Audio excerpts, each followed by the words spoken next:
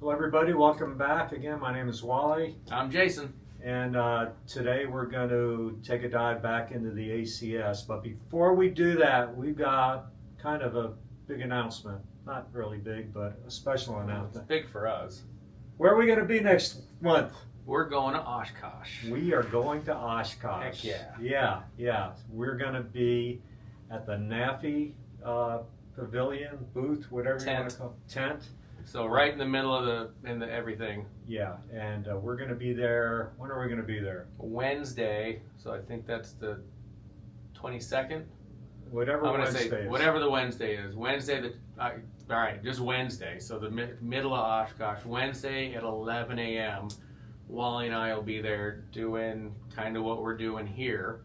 Answering questions, discussing. I think we're going to hit high topics because they want us to do a PowerPoint. Yeah. So that'll be a very primitive PowerPoint. Yeah.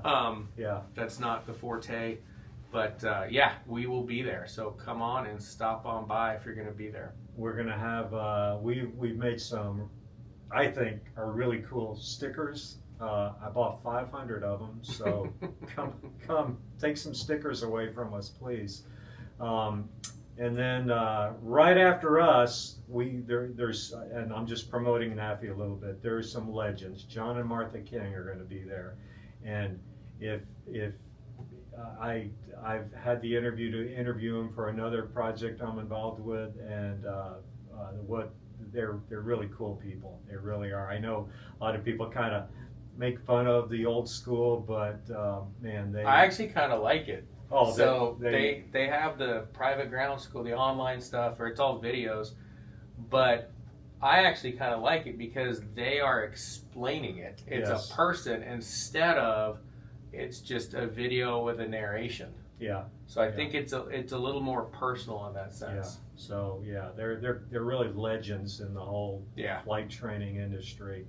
But anyway, so come see us at Oshkosh EAA AirVenture 2026. If you see us walking around with Checkride chat shirts on, come up and say hi. Say hey. Yeah. So anyway, that's a big deal for next month. So we're getting ready for that.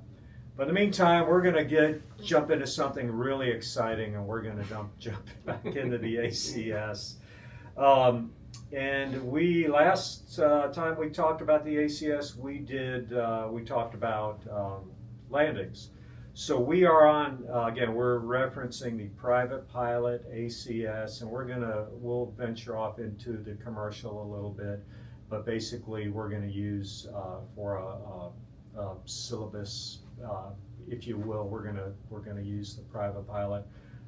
We're on Area of Operation 5, which is Performance Maneuvers and Ground Reference Maneuvers. First one, Task A, Steep Turns. In general, do people struggle with your check rides on steep turns? For the most part, no. Right. I would say steep turns are almost, if we do landings first, that's one thing. But steep turns is once we kind of get out of the area, it's pretty much the first thing you're going to do. Right. And it'll set, not for me, I don't mind it, but I think for the applicant, I want to say it'll set the tone for the ride. Yeah. So if they nail the steep turns, it's this huge confidence boost. Yeah. If they're shaky in the steep turns, they kind of got to shake it off, right, and just kind of move on from there. They got to. I will tell people that in the debrief, or not the debrief, rather in the brief, if you guys mess up, if you think you mess up, I might not think it's a big deal, but you might think it's the world. Right. You learn to compartmentalize. Right. If you think you messed up, you need to get over it very, very quickly. Crumple it up and throw it away and just move on to the next task. Absolutely. Do not let something you do snowball the rest of a check ride. I use the sports analogy. If you're a football quarterback and you throw an interception, you got to put that behind you. You now got to become a linebacker and go tackle that guy that you just threw the ball to. But anyway, yeah, exactly. I struggled as a private pilot. Well, probably well into my flying career, I struggled immensely with steep turns. And one thing I remember my father telling me, I remember talking to him about it and saying, man, Dad, I can't do a steep turn worth a darn, I'm all over the place. And he said, well, what are you looking at? And I said, well, I'm looking at my heading indicator, my attitude indicator. Well, there's your problem, And I bet is what he said. He said, look outside. Yep. Don't look at that artificial horizon, look at the real horizon. And I have found instructing, if I have a student who is struggling with it, I usually, have a piece of paper or my iPad or something on my lap. I'll take it and cover up their six-pack or cover up their big MFD. Post-it notes. Yeah, cover it up and say, look outside, because I think by the time we're doing this, you kind of know what a 45-degree bank looks like. I will say this one thing about steep turns is a lot of times I find the applicant losing altitude, and what they do to compensate for losing altitude, rather than increasing pitch and maybe increasing power, they decrease the bank. They're getting their vertical lift back. Right, exactly. And I've looked it up, and it does mention that in the airplane flying handbook. The problem is now we're flying around in the 30-degree bank, and the definition of steep turns 45. Is 45 degrees. So we're not doing a steep turn. Well, that's if they do it and stay. Right. I think the intent is they want to shallow it so it's not the right by pulling up. Right. The intent is I'm speaking for them. They're shallowing the bank. They'll get back to their altitude, but then they need to go back into the bank. Right. But they probably don't go back in. Right. Is that what you see? Yeah. Okay. Yeah. And so that's what I'll say about steep turns. For the commercial, it is it's more than 45 degrees, which makes it it's a commercial ride. It makes it that much harder because you're that much steeper. Yeah. So you're going to lose more lift. More things to do with that. So I found, just real quick, I'm a very, very trim happy person. I use trim, not too much, but all the time. When you go over 30 degrees, I think it's 27 or 28, that you can go up to 27, 28 degrees. That is 1G, meaning you don't need back pressure, right? There is no loss of vertical lift, but the second you breach that 30 degree mark, 30 degrees is 1.1 G.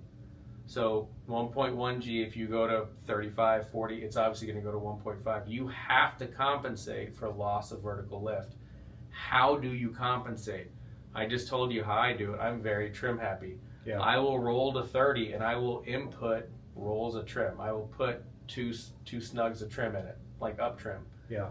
You can do that. You can simply use your muscles and use back pressure. You can use added thrust.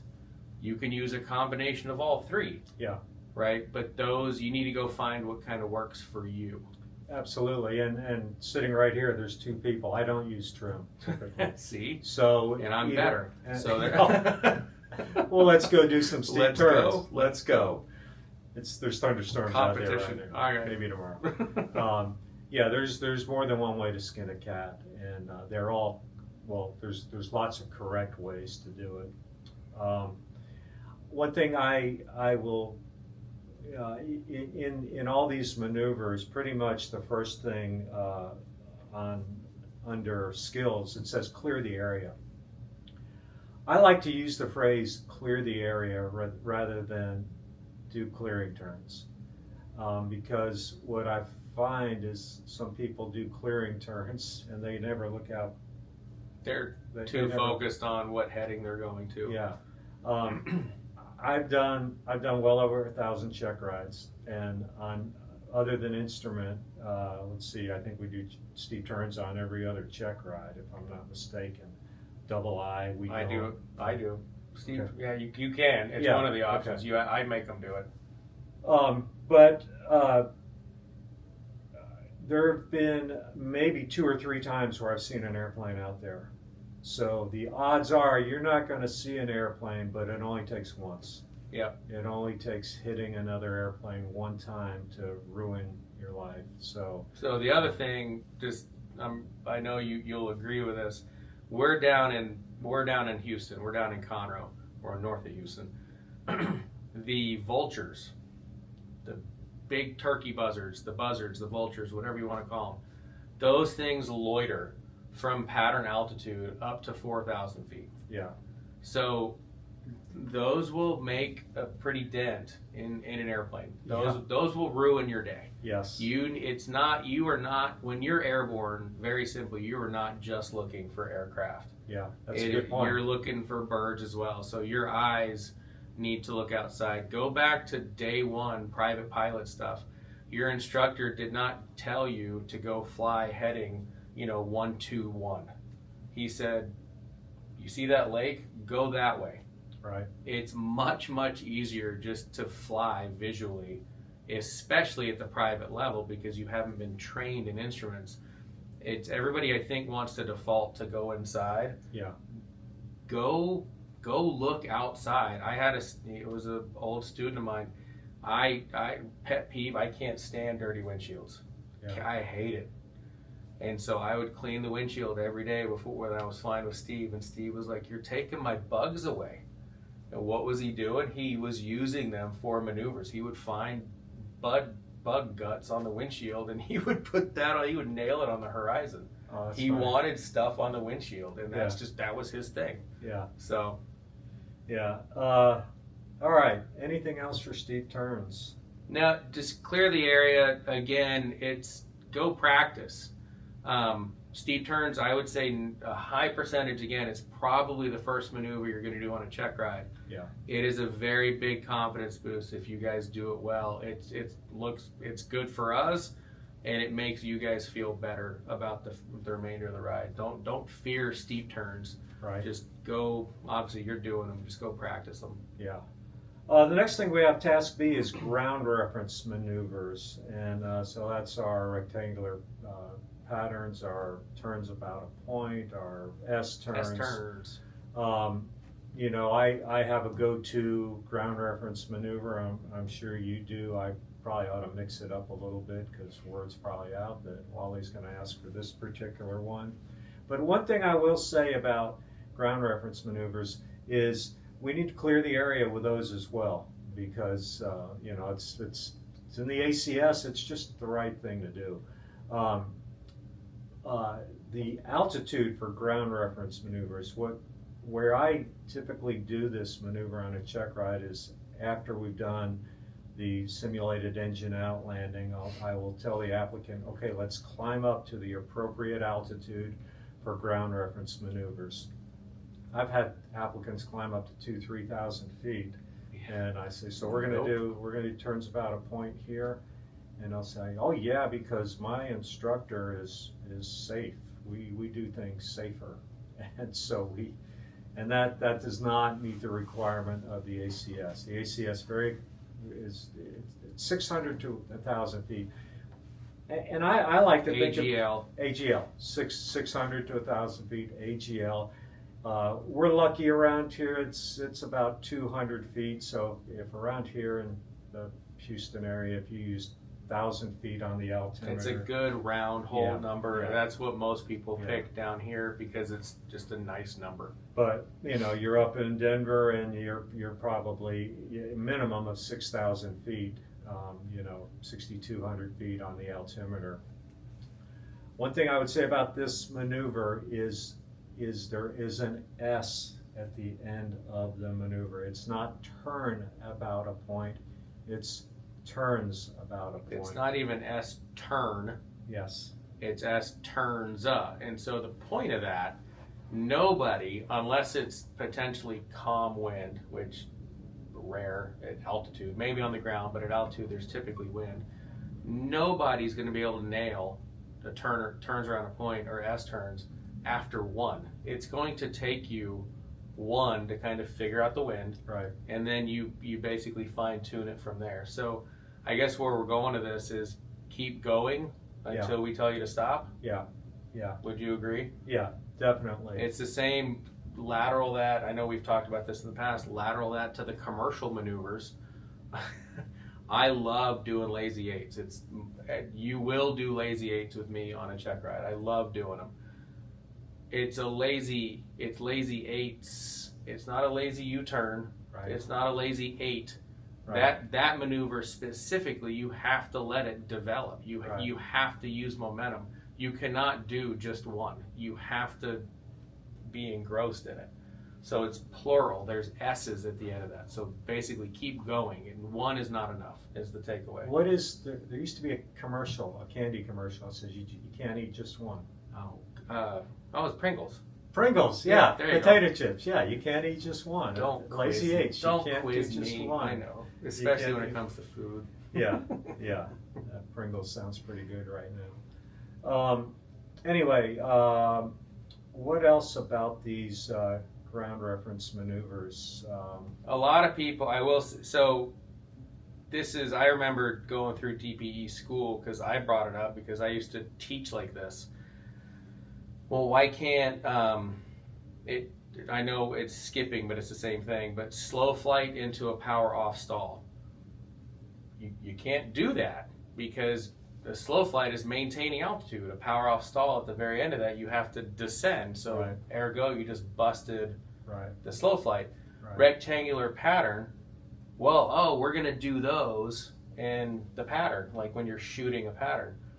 Not the same because, again, you're not holding your altitude, right?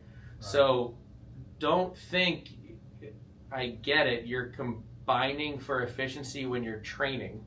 However, the ACS, you have to very explicitly finish a maneuver before you start another maneuver. So rectangular pattern, no, you can't use a traffic pattern. That's what you're practicing it for. Right. But if we have you do a rectangular pattern, you go fly a rectangle and you better hold your altitude. Yeah. Right. And going back to that stall thing, I know we kind of went off on a tangent. This was specifically in our DPE recurrent training about 2 years ago. They put up things and they say, is this kosher? Examples. And you if we were doing it remotely, you click yes or no. And basically what they're saying is, no, you cannot go from slow flight into a power off stall, because at the end of slow flight it says recover from the maneuver. So how do you recover from slow flight as you get out of slow flight? So now you gotta, So just, it is, as an instructor, I used to do all of that. Right. Primarily it was efficient. Yes. Right? Go back to the previous episodes. Just like touch and goes, it's efficiency. Do not do a touch and go on a check ride. Right. Stop and go or full stop taxi backs. Right. So finish the maneuver. Right. And we're not being mean. We are following the ACS, and that's the ACS. It is what it is. I guess if you're unhappy with that, you can write your congressman? Go petition the FAA. Yeah. So, change the system. If you're not happy with the law, change the law. Don't just break the law. Anyway, ground reference maneuvers. Okay, anything else with this? I think that's really about it. By and large, I guess on those ground reference maneuvers, big takeaway, if you reference the Airplane Flying Handbook and or the PHAC, enter on the downwind. Yeah. So how are you going to figure out the downwind?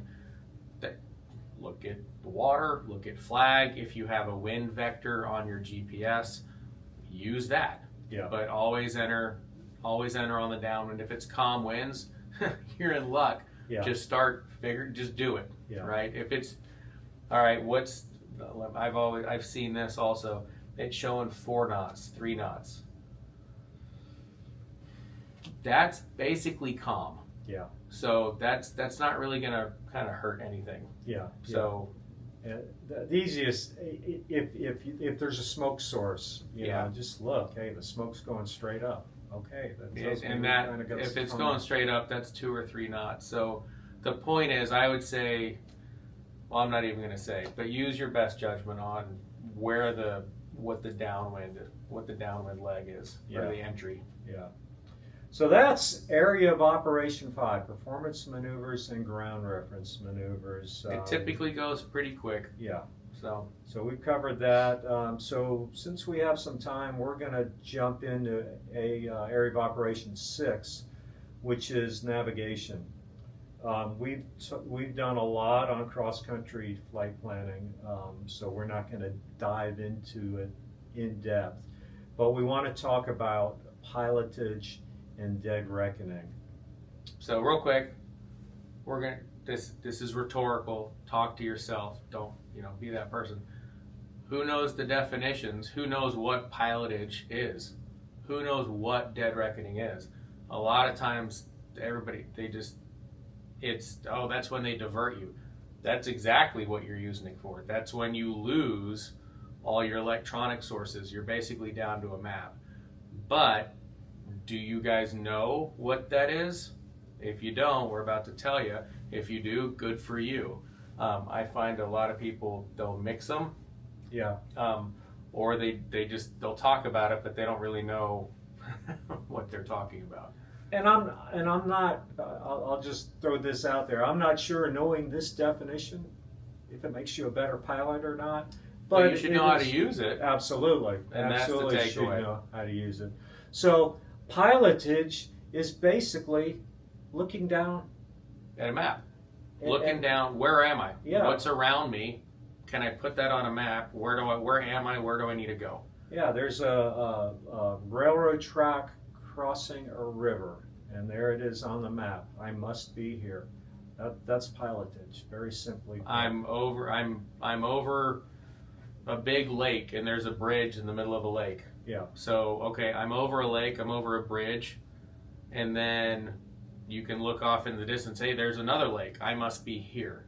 So it's very simply putting the pieces together, looking around you, where am I? Yeah. You walk outside in a mall, where did I park? I park next to this. You're using pilotage. Is kind of stupid as that example is, you're using what your surroundings are to figure out where you are. Yeah. That is pilotage. Yeah. That's a great example. The mall. I just came up with that. Yeah. Yeah, I hate them all. But now My daughter loves them all. Oh, I can't stand it. I Don't go on a weekend. I was going to say, do you know Ooh. people go to the mall on the weekends? No. I know that because I drive by. There's all kinds of cars there. Yeah. Anyway, yeah, I probably go to the mall about twice a year. Yeah, no thanks. Usually for the Apple store. That's about it. Amazon. Anyway, exactly. Digressing. Dead Reckoning. Yeah, Dead Reckoning. So what's Dead Reckoning about? Dead Reckoning, you know those flight plans that you guys do? And you calculate all the stuff from true and you get it over to magnetic heading and magnetic course with your wind and your time and your fuel burn? That is Dead Reckoning. So Dead Reckoning, does anybody know where the dead, it actually comes from deduction, from being deduced. So you're deducing what you should be doing. So you're making all these calculations on your flight plan, right? And I should fly heading 090 after all my wind compensation and et cetera, variation, deviation, wind. You come up with this heading. I should fly this heading for 15 minutes, 20 minutes, and at this I should be over a lake at that point. Right. That's Dead Reckoning. Yeah. So we're about to, I think, talk about it, but the pilotage, where am I? Okay, cool, I think I'm here. I need to go from here to here. You measure that out. You know your ground speed. You get your little E6B out. At this heading, at this time, I should make it to my destination. So that's what the pilotage and Dead Reckoning, they go hand in hand. And you guys and girls should really know, and you should really kind of play and know how to do that. I'm not saying you need to know where you are not that. That came out wrong. You don't need to be cross-checking radials every 30 seconds. Right. But you need to have a ballpark of where you are and where you need to go. Because I'm telling you, if something hasn't failed in your aircraft, it will fail. You need to have an idea of where you are and where you need to go. How long into your flight are you? How much longer do you have to go, etc. Yeah, exactly. Let's see, what else about this? What's the next page? Is that the navigation? Yeah, okay, so next task is navigation systems and radar services. I kind of throw up a softball and I will ask the applicant to fly direct to a VOR. On an instrument check ride, we're going to do more things like we're going to intercept radials and that sort of stuff. But we've talked about this in the past about being familiar with your local area. I mean, it's probably a really good idea to kind of know what VORs are around. So when I say, let's go to the Leona VOR, you kind of which have kind an of idea. almost cardinal direction that is. Like, that's north of where we operate out of, so I'm going to look that way on a map. Yeah. So that will help you with that. What else do we have? Diversion. We are going to divert on a private pilot and a commercial pilot check ride. So kind of have an idea. We talked about in the cross-country phase, instead of flying from Houston to New Orleans, in my mind, I'm flying from Houston to Beaumont to Lake Charles to Lafayette to Baton Rouge to New Orleans. I know Lafayette and Lake Charles are going to be on my right. I know Baton Rouge is going to be on my left. I have those things already in mind. We do it. We fly big airplanes. We kind of have in the back of our head where are we going. Like I just it was all weather related, but I literally just landed from Denver a couple hours ago, and we went all the way. We went to New Mexico because there's a line of weather, basically San Antonio to Dallas, cutting off the direct. So we went New Mexico, Fort Stockton, like Corona, Hobbs, Fort Stockton, I think we went a huge roundabout. Yeah. And it was, them mentioning the route of flight, I knew where we were going, right? Just based on, I know geography. Yeah. Instead of the direct. Right. So, if you've ever been in the back of the plane, I normally say, hey, we're going I just give the big cities because people like to know. Right. Instead of just, hey, we're going to Germany today. Yeah. Well, route of flight's going to be XYZ. Yeah. So know your surroundings. It just makes you aware of what you're doing. What else? Getting back to the dead reckoning. I'm going to go back to something that we did an episode a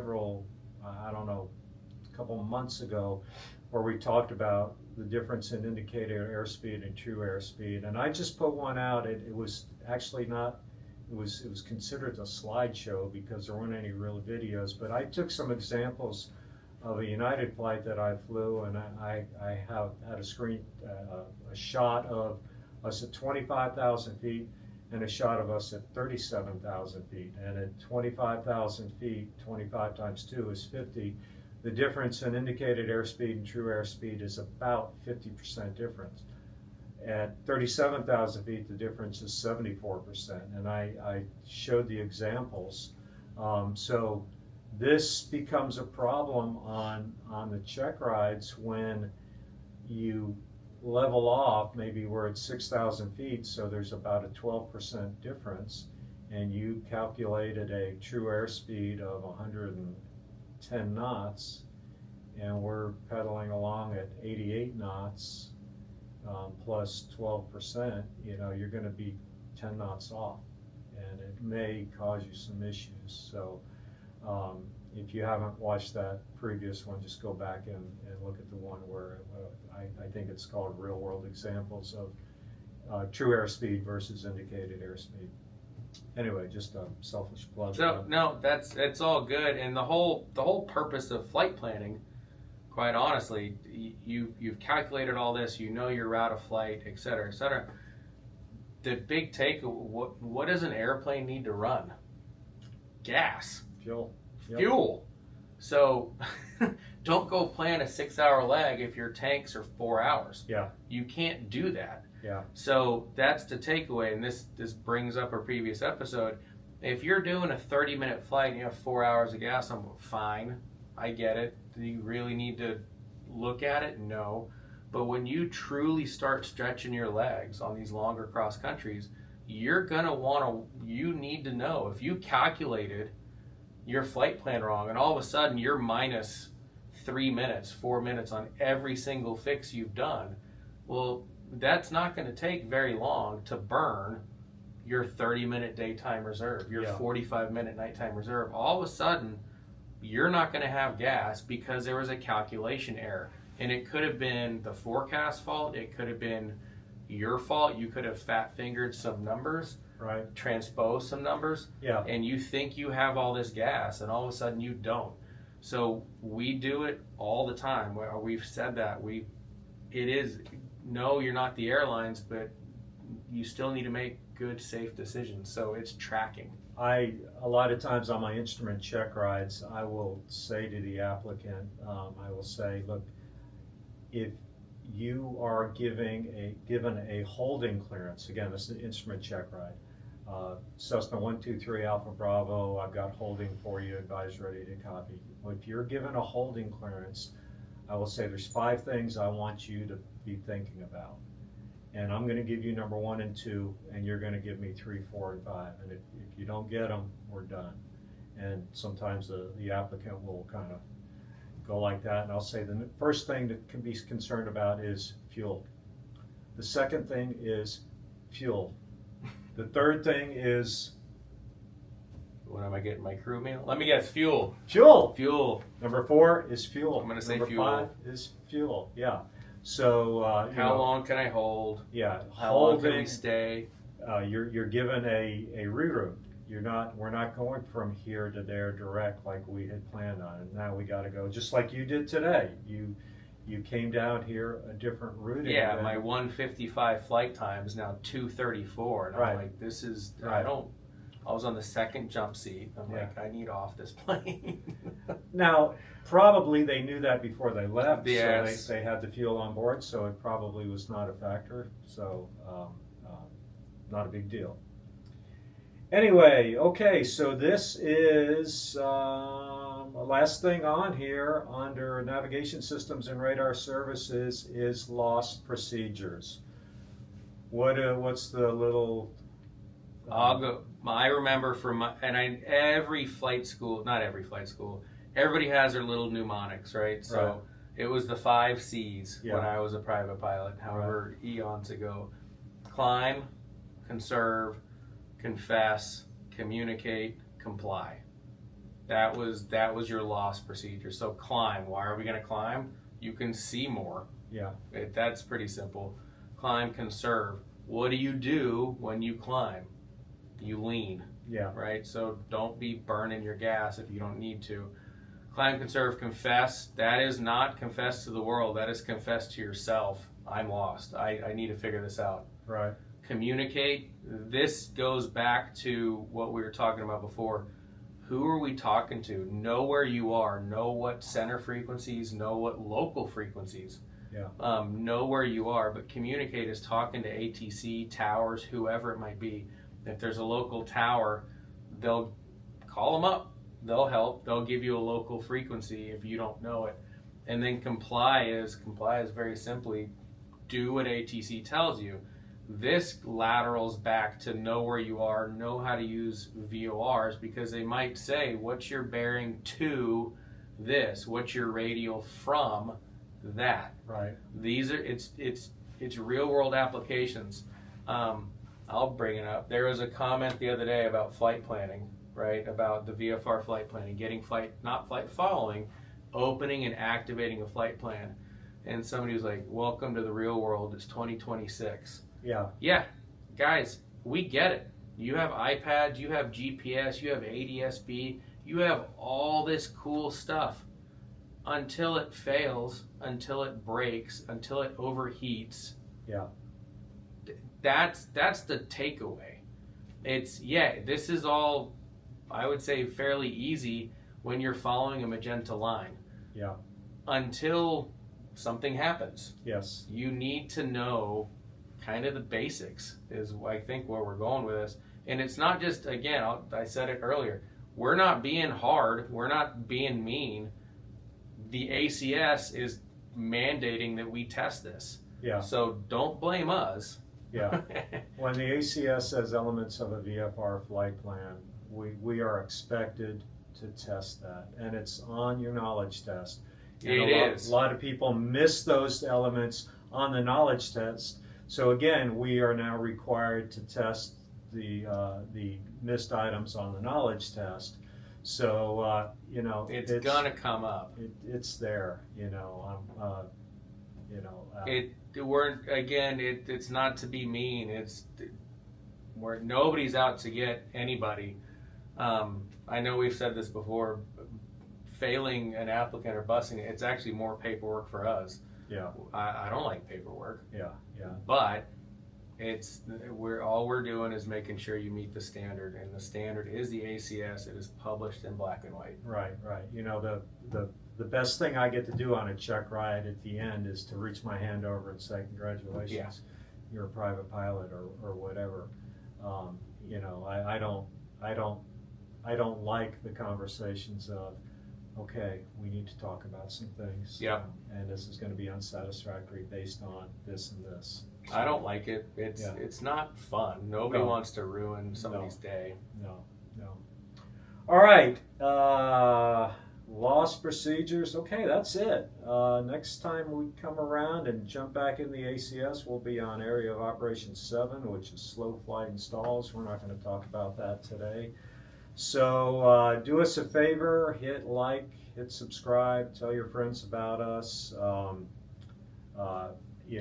By and large, I don't get this. We get such great comments on YouTube that you TikTokers, you hammer us. And I think part of it is, I believe, TikToks are It's the shorts. A lot of it's I think a lot of it's taken out of context. It is. You're seeing a snippet, you're not seeing the full thing, so you're focusing on 10 words instead of the sentence. And I'm just going to say it right now, sometimes we make mistakes. We do. The what? We say some things that are wrong, and you guys are... that's learning. Yeah.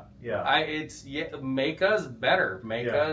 It's a whole circle. Sometimes it's a misspeaking. I think it's how it comes out. We don't intend it. It's just it comes out wrong. But I'll say this: if we say something that's wrong, email us. I mean, if you need to make that comment on TikTok and talk about what idiots we are, if that makes you feel better, go for it, man. But email us, Wally or Jason at checkridechat.com. And if you're going to be at Oshkosh, again, come by the NAFI tent on Wednesday at 11 o'clock and come see us. Yeah. All right. That's all for now. See y'all. Bye.